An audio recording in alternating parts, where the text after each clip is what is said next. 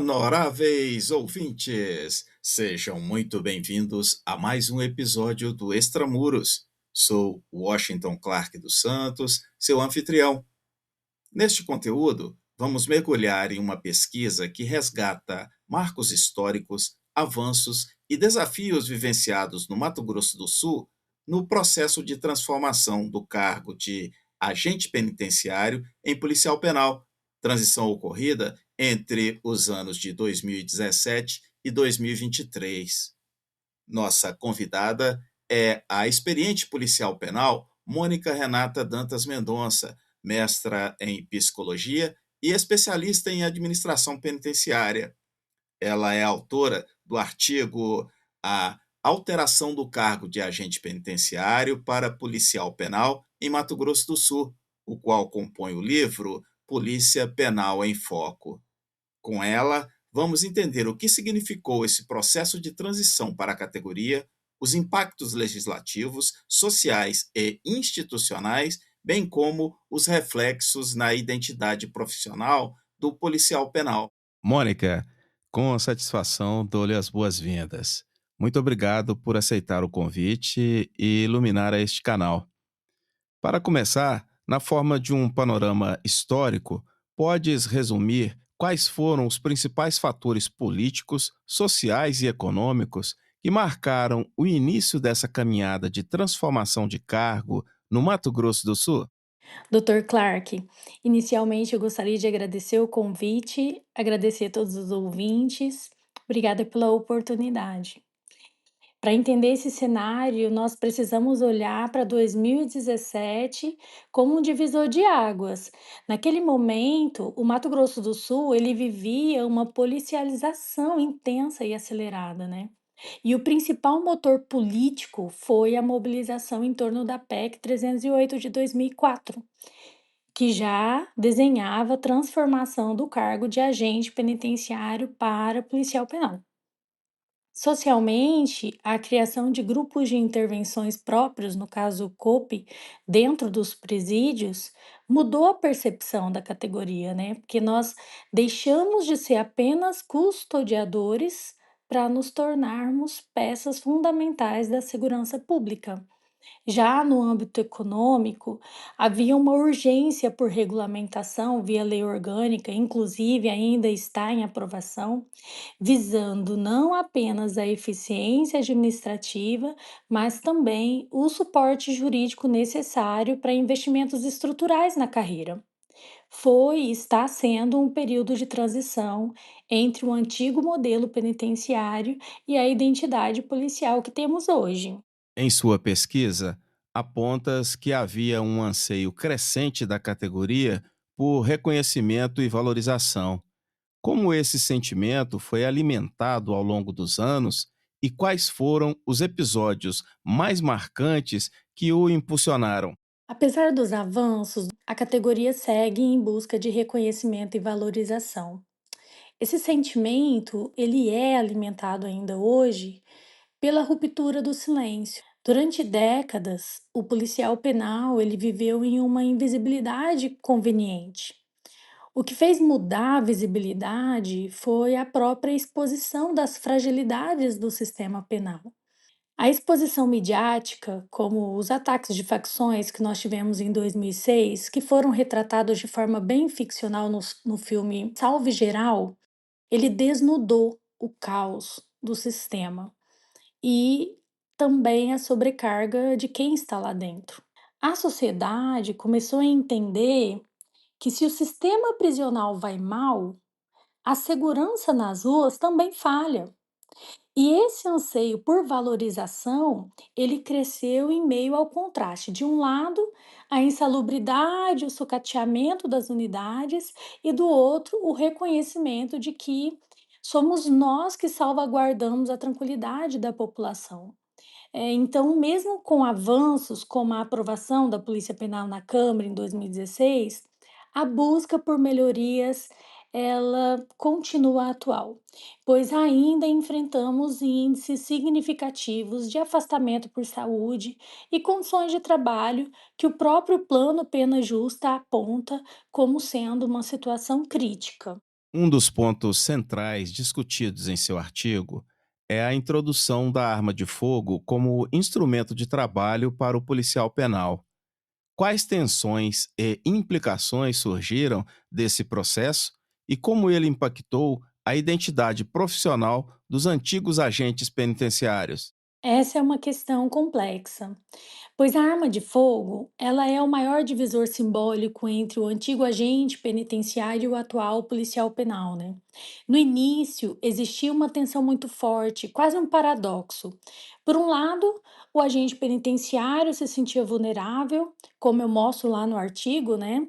Nós tivemos episódios graves de agressões em Campo Grande, Dourados, que geraram inclusive protestos por parte da categoria. E por outro lado, havia o receio técnico de que a arma dentro de um presídio superlotado, com trânsito de diversos prestadores de serviços, pudesse ser tomada e usada contra o próprio servidor. Então essa transição, ela impactou muito a identidade profissional, né? Primeiro, pela quebra da invisibilidade civil, né? Antes, a ausência da arma era o que nos diferenciava das outras polícias.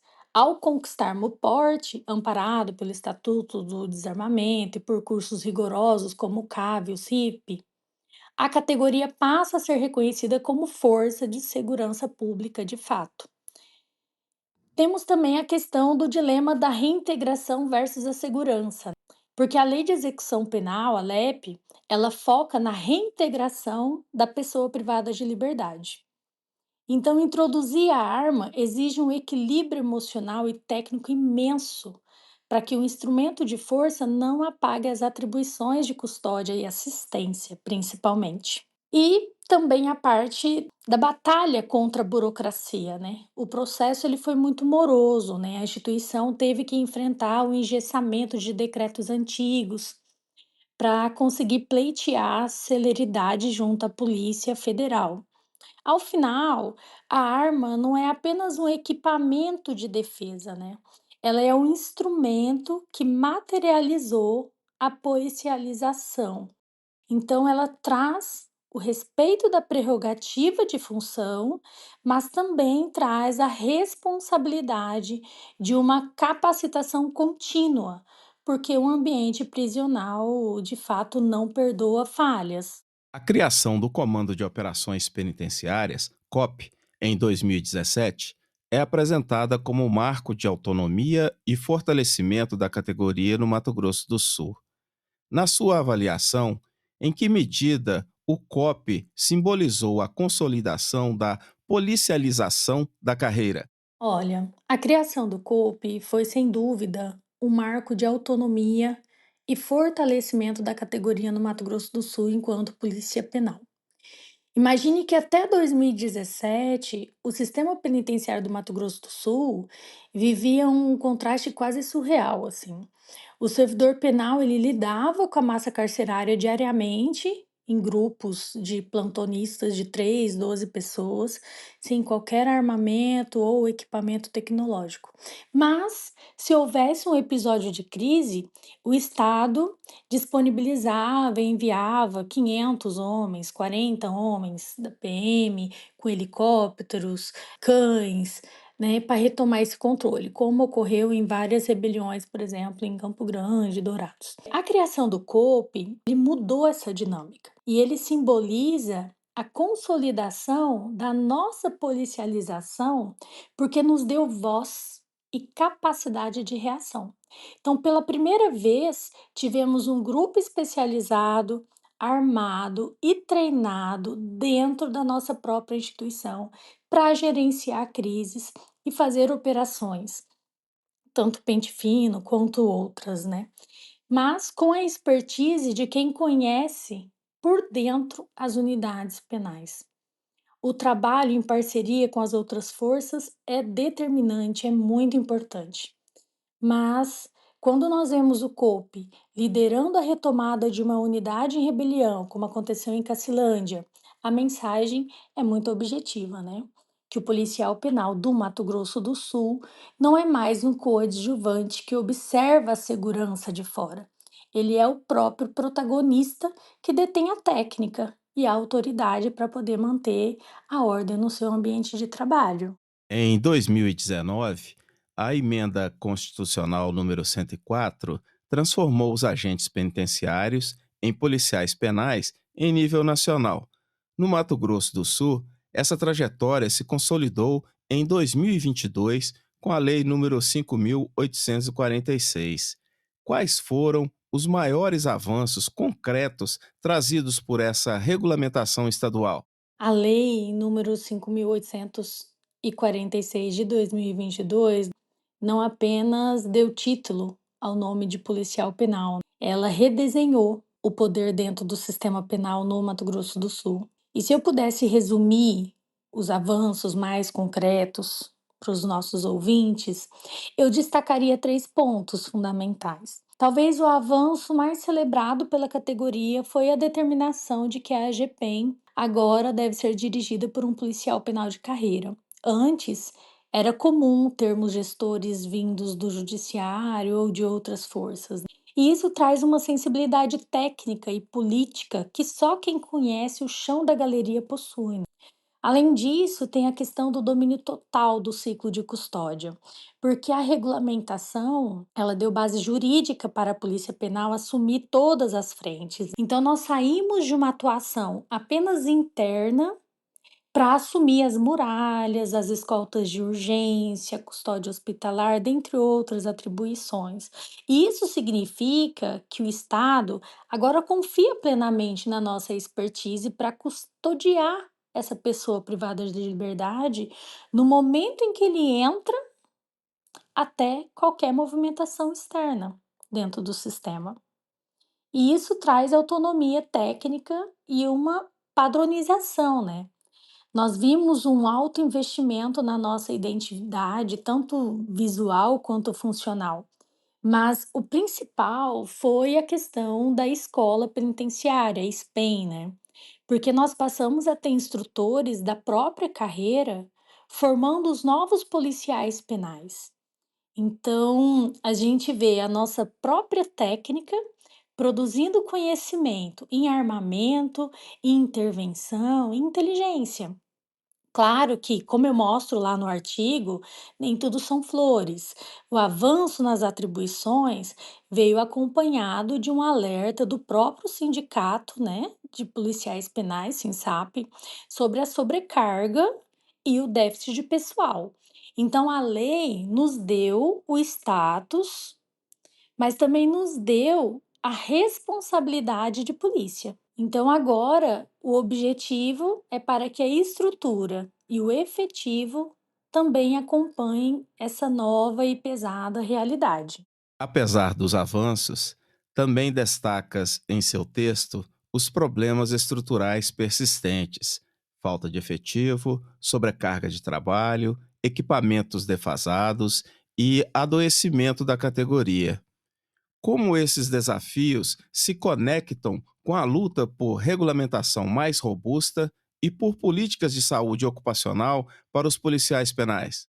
Atualmente, o sistema penal ele tem balizado as suas ações para cumprir o plano Pena Justa, que foi oficializado pelo STF, pelo próprio Ministério da Justiça e Segurança Pública, e que estabelece mais de 300 metas a serem cumpridas até 2027, para garantir a dignidade no cárcere e, assim, diminuir, extinguir o estado de coisas inconstitucionais.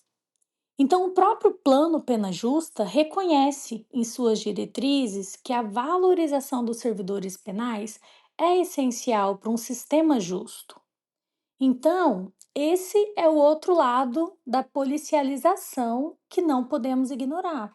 O avanço legislativo de 2019, 2023 foi uma vitória, mas a categoria assumiu novas atribuições e, infelizmente, a estrutura cresceu de forma tímida. E esses desafios se conectam com a necessidade de regulamentação por meio da nossa lei orgânica, para que se trabalhe com o efetivo mínimo recomendado, para não gerarmos sobrecargas e insegurança, uma vez que o policial penal doente, ele é um risco para o sistema. E por isso iniciativas como, por exemplo, escuta SUSP são tão importantes. Qual é a sua visão sobre os próximos passos que precisam ser dados para consolidar a Polícia Penal como uma força de segurança pública efetiva e valorizada, sem perder de vista as questões de direitos humanos e a função ressocializadora da execução penal? Doutor Clark, essa pergunta é muito valiosa para mim e para o meu estudo. Eu vejo que a polícia penal precisa caminhar sobre dois trilhos: sobre a efetividade policial e também sobre a humanização do sistema. Então, um dos passos é tirar a lei orgânica do papel, porque o reconhecimento constitucional é importante, mas precisamos de uma lei orgânica que seja um escudo. Ela deve definir não apenas o que o policial pode fazer, mas o suporte que o Estado deve dar. Como que o efetivo mínimo e a valorização salarial deve ocorrer? É essa lei que vai garantir que o policial penal tenha segurança jurídica para atuar. Para além disso, nós temos a questão da saúde mental como prioridade, né? O plano Pena Justa, ele salienta as fragilidades no sistema prisional em que o policial penal está cotidianamente inserido. Então é preciso entender que o servidor é o pilar desse processo. Então é preciso romper também com a ideia de que ser polícia é o oposto dos direitos humanos. O policial penal é, por definição, o guardião da legalidade. Quando ele garante a dignidade humana, a disciplina, a ordem, ele protege a integridade de qualquer pessoa que transita nas unidades penais. E para além disso, nós temos a inteligência e também o protagonismo, porque o próximo passo é a polícia penal ocupar o seu lugar de direito nas mesas de decisão da segurança pública. Somos os maiores especialistas em sistema prisional e inteligência penitenciária. Quando o Estado investe na nossa expertise, ele asfixia o crime organizado. Então é preciso sim investir no capital humano. E a minuta da lei orgânica, que está em debate no Mato Grosso do Sul, é a nossa esperança para fechar essas lacunas e garantir que o policial penal tenha o suporte necessário para voltar para casa bem, física, mentalmente, depois de cada plantão, depois de cada expediente. Marchando para o final de nossa conversa, Mônica, repriso meus agradecimentos por sua generosidade em compartilhar conosco reflexões tão profundas sobre a trajetória da Polícia Penal no Mato Grosso do Sul. Sua experiência e pesquisa nos ajudam a compreender não apenas os avanços, mas também os desafios que permanecem no horizonte. Deixo este espaço para suas considerações finais. Parabéns pelo artigo e grande abraço. Valorizar o policial penal é o investimento mais barato e eficiente que o Estado pode fazer para garantir que o sistema prisional deixe de ser um depósito de crises e passe a ser finalmente um braço efetivo da justiça. Mesmo com ressalvas, nota-se o envolvimento de todas as instâncias. E isso é possível comprovar ao ler o artigo, o capítulo do livro, né? Seja os poderes executivos, legislativo, judiciário, o próprio SINSAP, a AGPEM, a própria categoria, para que a Polícia Penal expanda seu espaço na segurança pública e alcança, sim, seu reconhecimento e a sua merecida valorização, fruto de um trabalho de excelência prestado à sociedade. E para isso é preciso manter as reflexões críticas sobre o passo histórico dado. Então, esse capítulo de livro eu escrevi convidando as pessoas a enxergar o todo e não os fragmentos do que desejam que enxerguemos. E é preciso, sim, emancipar os olhos, os passos e a própria polícia penal. Obrigada. Honoráveis ouvintes, este foi mais um episódio do Extramuros. Sou Washington Clark dos Santos, seu anfitrião.